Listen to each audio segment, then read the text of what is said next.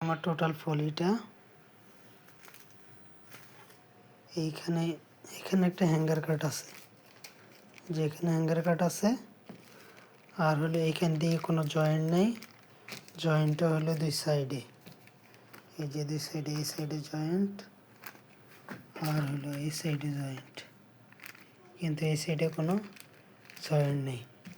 আর এইদিকে উইডথ হইল 45 সিএম, আর এদিকে লং হইলে প্লাব সহ হইল 84 সিএম।